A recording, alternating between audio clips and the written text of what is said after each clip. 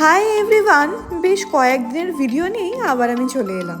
Last উইকেই আমার birthday ছিল, সেই জন্য অফিস থেকে আবার ওই চকলেটের বক্সটাও পেয়েছি।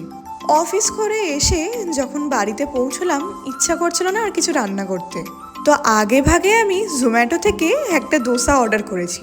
এই রেস্টুরেন্টে আমি আগেও খেয়েছি, কিন্তু এখানকার ভেজ আইটেম এই প্রথমবার ট্রাই করলাম। মিষ্টিরও একটু ক্রেভিং হচ্ছিল বলে এই দোসার সাথে আবার একটু সুজিও বানিয়ে নিয়েছি। এরপর আমি ভাবলাম হাতে যখন টাইম আছে তাহলে একটু ডিমের তরকারি করে রাখি, কালকে অফিসে নিয়ে যাব। রান্না অর্ধেক হতে হতেই আমার গ্যাস শেষ হয়ে গেল। আমি এক স্টাফের থেকে বুক করিয়ে তারপর নিই। এবার সেখানে শুনলাম তার কাছে এক্সট্রা সিলিন্ডারও নেই। তো এই কটা দিন তো ম্যানেজ করতে হবে, কত আর বাইরে থেকে খাবো। অফিস থেকেই ওই জন্য একদিন ডিনার প্যাক করে নিয়ে এসেছিলাম। ডিমটা কিন্তু আগে থেকে আমার বানানো ছিল, ভাবতে পারো।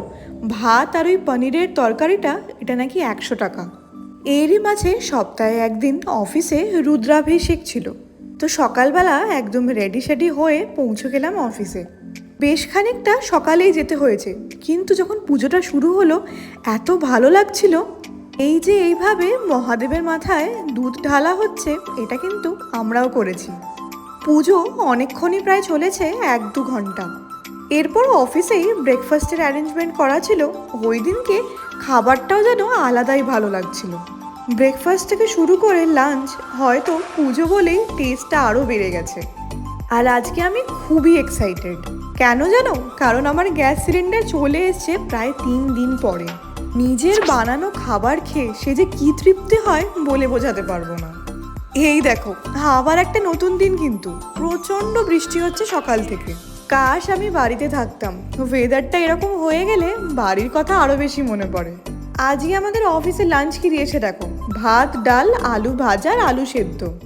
দাম কত তোমরা গেস করতেই পারছো, 100 টাকা। কলকাতায় খেতে গেলে এই এক প্লেটের দাম 100-ও হাফ, কি হয়তো তারও কম হবে। এসবের মাঝে আমার কিন্তু মুডটা ওই দিনকে খুবই ভালো ছিল। একদিন হয় না একটু বেশি এনার্জি থাকে, ওই জন্য একবারে শপিং করে বাড়ি ফিরছি।